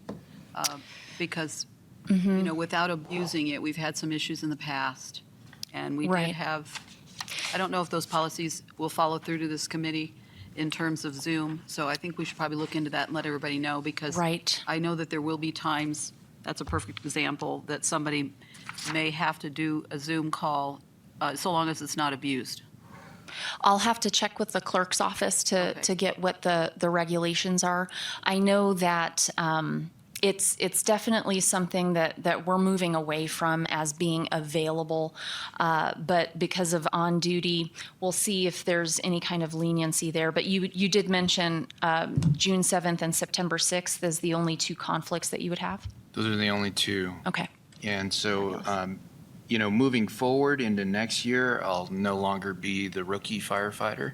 So there will be more flexibility in shift changes. Should something like that come, I could, reach out and get that swapped with somebody. But right now, all eyes are on me, and it's a reflection of my commitment to the fire service, which is a balancing act with my commitment to you folks. So don't let that be a reflection that you're subordinated in any way, shape, or form. My heart and my mind are with you. It's just, there is not a life-threatening emergency at the moment with you folks. So if there is some flexibility there, I'd greatly appreciate it. Thank you for that, Arnold. So I will work with you directly. Amber and I will get with the clerk's office and see what kind of flexibility we have around those two dates. Otherwise, is everybody okay with the first Wednesday of each month in the morning at 10? Yeah, Awesome. Chelsea, I Yeah. think I might have sent Amber next week. Uh-huh. I am in Switzerland, Oh. and my wife. Well, why don't we all just meet there? Yeah, my wife is not going to let me change that, so I'm going to miss next week, but I think I sent Amber an email on that. Okay, fabulous. And one of the benefits of having the committee meetings live streamed is they're recorded and available on YouTube. So anytime you do have to miss and are not able to participate electronically, you can always go back and review what was discussed. I don't anticipate a whole lot of activity next week. We hope to identify, get some more data, et cetera. So if there is one to miss, I think probably next week would be okay. Wonderful. All right. So yeah, staff introductions. That's very well taken. Thank you, sir. So again, Chelsea, yes, really Nicole. quick, we have a family vacation plan that first week of July, so if it's possible to Zoom, I would love to be able to, but I understand you have to look at that. Summers are hard. Yeah. Gotcha. Thank you. Thank you for that, Nicole. Okay, and David. And I'm the same on July 5th, Okay. Okay, great. but I can zoom in. Okay. All right, I will talk to the clerk's office and see what availability we have for those 3 dates coming up. Chelsea. Oh, John, yes. We're narrowing and I know down we the were chair trying to- here. Yeah. And I know we're trying to get out of here, but can I just share, and this is just my opinion or suggestions. So can we prep the folks, because I know we're trying to move this pretty quick. Can we prep the folks coming in to potentially present to us in the first meeting of, like, for example, just saying, what's the needed number of folks that are, like, say for, as an example, healthcare. These are the amount of folks right now that are, whether it's internal surveys or whatever it is, that are really challenged or burdened by trying to seek housing, right?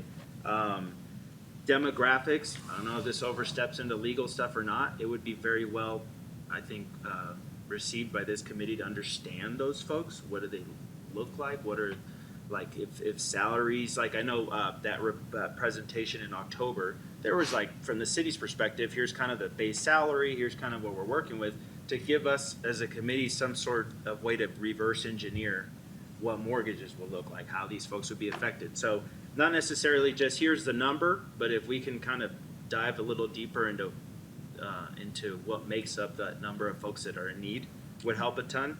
I think rentals versus like a short-term solution from those stakeholders themselves would be very valuable. What do you feel like is a rental solution, if there is one, a short-term type of approach, and what is a long-term solution look like? That way, at least for us, when we come to the table, we're talking through already knowing the committee, the community has spoken, and they've said, really, this is a short-term solution. Maybe rentals is what we focus more of our attention as a committee, just because that's where the need is.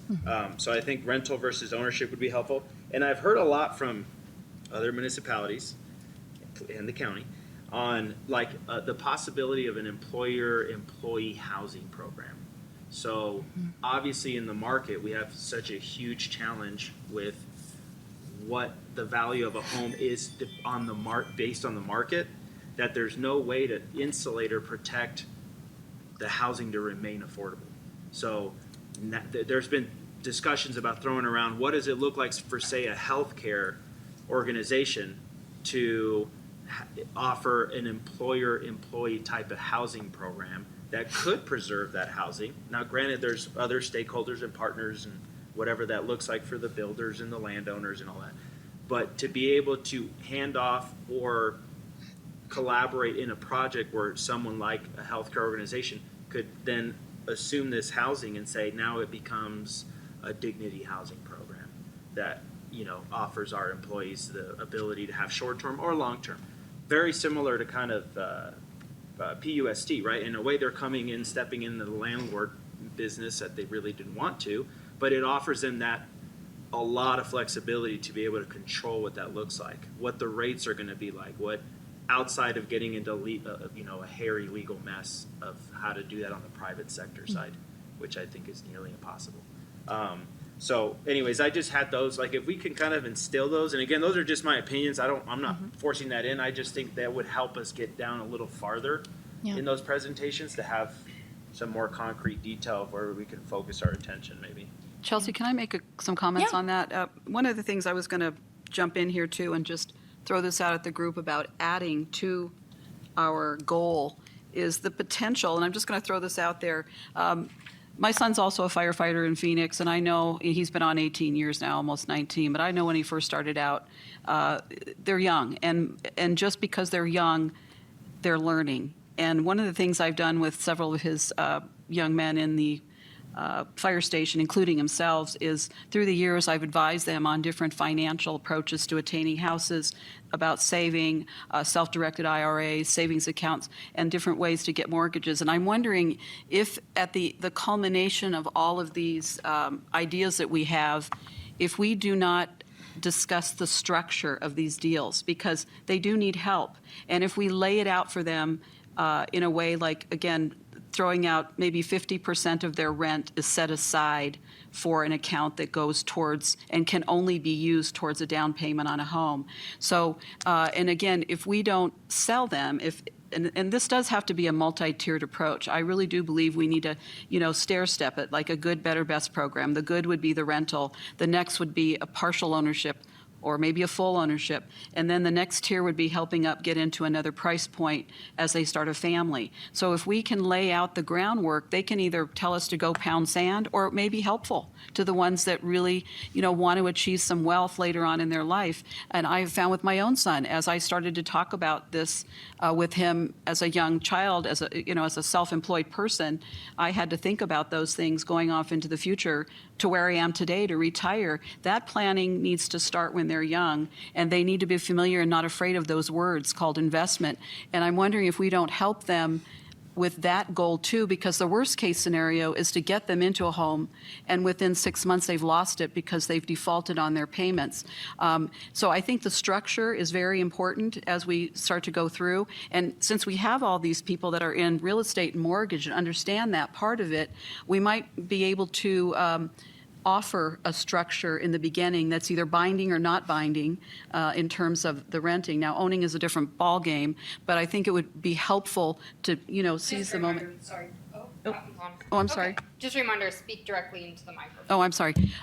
So just maybe could we add that, or at least talk about adding it to the workforce program, the whole program? Oh, at the very absolutely. end, and we can talk about some of these different ways to structure this for these young entry-level people that are, starting to serve us. And to that point, Connie, I mean, we've got members that have down payment assisted programs and Yeah. everything that they can do a presentation here with the committee, so we See, can. and I think that's helpful for all of us to know that, because as we go forward and start to speak about this, we can start to educate a lot of these people. Did you know you have this at your fingertips? Or maybe you have this at your fingertips. And the value of saving and the value of investment. I wouldn't even mind having a portfolio manager come in here. I did that for my son when he was 18. I had a friend who brought in a $10,000 goal, and this is where it is today. You put in $10,000 by the time you're 20. This is what it's going to look like when you're 65.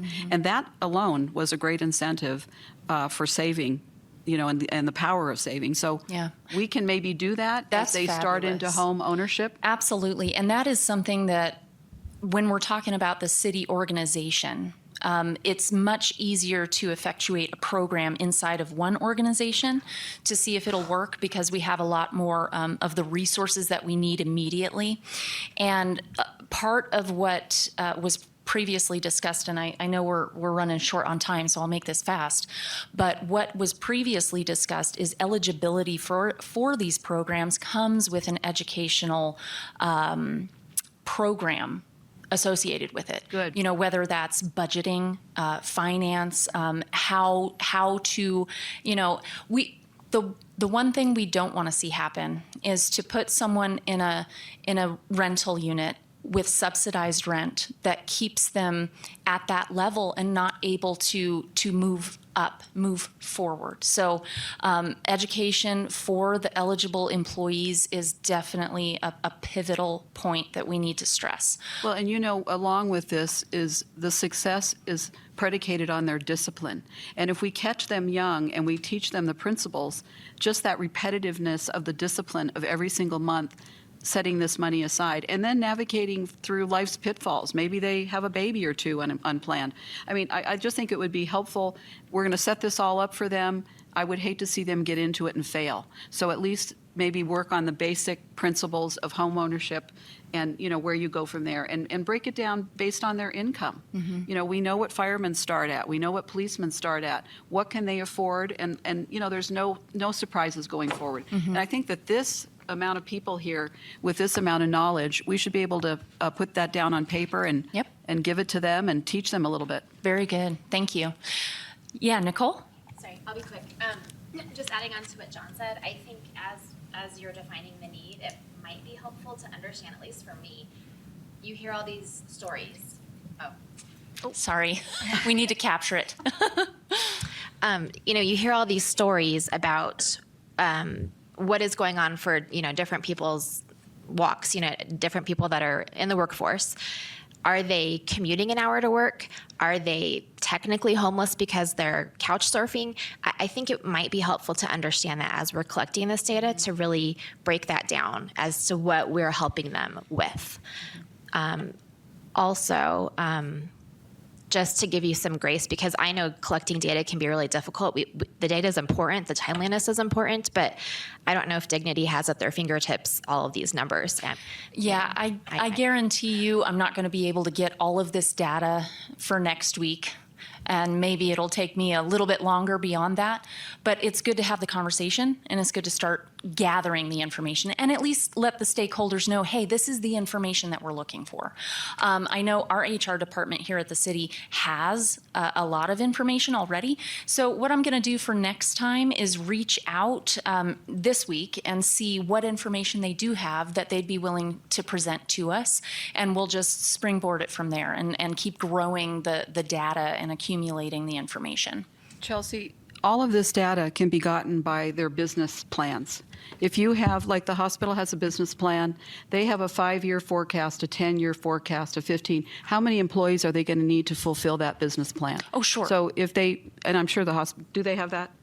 Most Yeah. of the big corporations will have a lot of that data right at their fingertips, so it shouldn't be too hard. They'll have a lot of the information, but not all of the information on demographics that we're asking for. So we'll let them know everything that we're looking for and ask them to provide what they already have. So we've got less than 10 minutes. Briefly on myself, I've been with the city 5 years now. I started with the city manager's office as a development services facilitator. What that means, it's kind of a nebulous term, but it's basically an ombudsman for the development community on the other side of the counter. So I came from the private sector. I started my career working for a local semi-custom builder. I then went into HOA management for 10 years. I worked for Homeco. I worked on the American Ranch project as well as the Prescott Lakes Community Association for 8 years. So learned a lot about committees, about working together, about diplomacy, and I'm very appreciative for my time there. But I love working for the city. I really enjoyed the management office, and I am very very happy to be in the role right now of interim community development director. So I was appointed in February to take that vacancy. And Ms. Katie Gregory, our new city manager, is getting things kind of dialed in, and I'm sure she'll make a decision on whether it's permanent or what.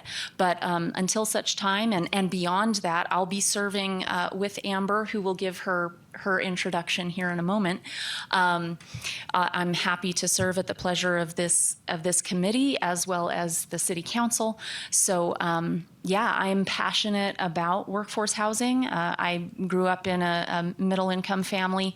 My dad pours concrete. My mom worked in the accounting and in the office for a construction company. So it's very near and dear to my heart. I have helped raise my sister's 4 children. I have 3 of them living with me. And it's a struggle because they will likely not move out anytime soon, and that's just simply the time. So my heart is also in this, and I'm grateful to have been appointed as the staff liaison.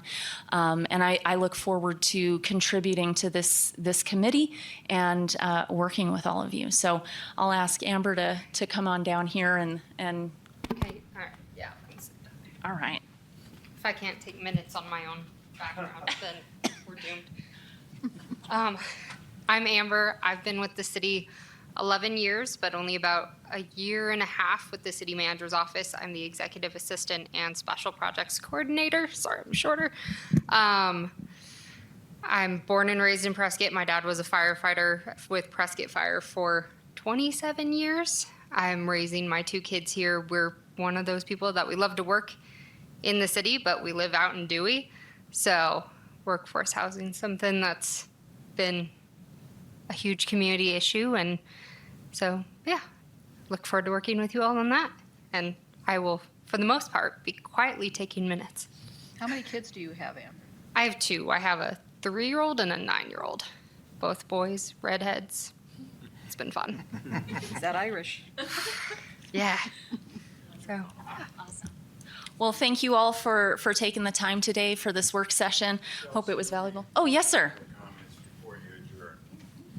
I know that this type of a program can work with a broad number of members here that have experience in various areas of manufactured housing, lending, development, etc. I'll give you a perfect example. About 5 years ago, we were really concerned about the condition of the Dexter neighborhood. So we decided that we were going to use some CDBG funding to build some curb and gutter on the roads there, and then facilitate a community cleanup where we had a couple of dumpsters over at the high school and let everybody in that community know that they could take the sofas off of the front lawn or the front ground.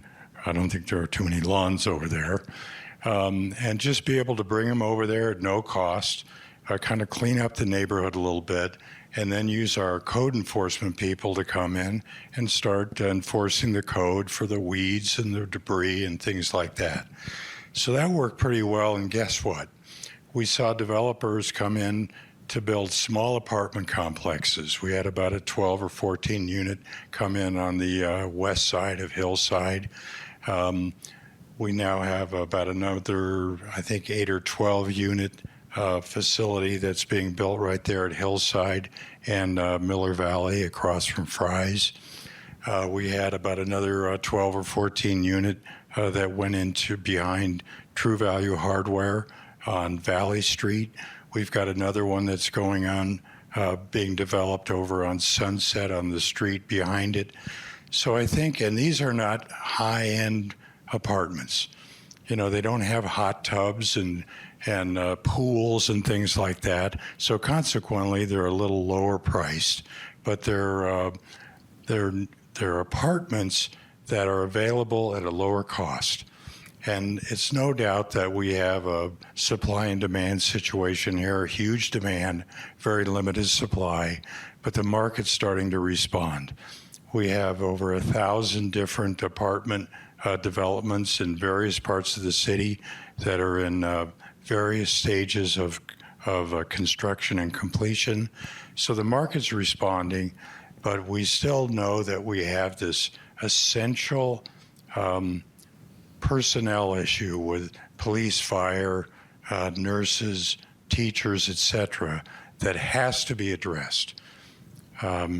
That's one of the most important issues that a government can have, is being able to provide protection for the community and the residents. So focusing on that area first, I think, is appropriate. You were mentioning Dignity. Part of their plans for their northern campus of their expanded YRMC does include housing for their healthcare workers there. That's a little farther down the road. But I think once we start to explore this possibility, not only for apartment rentals, but for manufactured housing, for maybe lease purchase, and being able to build up some equity, at the same time being able to access some affordable houses. I think the PUSD and Taylor Hicks kind of a pilot project is an example of what some, I think, community members can start to see, that some of these modular and manufactured homes are pretty darn high quality. And we need to have the community kind of change their perception there too. That's when I was listening to John when he was over on the CDBG committee talk about his plans. And I think with advancement of this technology, we can start to hit some of these essential areas. And then as we kind of find some solutions, we can expand it to maybe the hourly workers and the servers and the people that need to provide those services, hourly related, whether it's retail or hospitality services that a lot of our retirees are expecting to have access to. So I think this is a great opportunity to start being creative, approach it from various aspects, whether it's lending or qualifying or down payments or whatever that might be, as you go from apartment rentals to maybe a lease purchase, maybe some type of supported development, and eventually home ownership. But you're right, Nicole. I read in the Wall Street Journal, just this new generation of young people don't have that much interest in home ownership. Be that as it may, we might be able to get them involved in the community through apartment rentals and then maybe leasing. And eventually they'll say, boy, I do want to live here for the long run. So how can I buy? So I want to thank you all for volunteering, and I'm looking forward to your deliberations and your creative ideas. And I think we'll start small here, but like eating an elephant, right? One bite at a time. So thank you all, and I appreciate your volunteering. Thank you, sir. All right, with that, thanks again for being here, and we'll see most of you next week, and we'll see you on the email.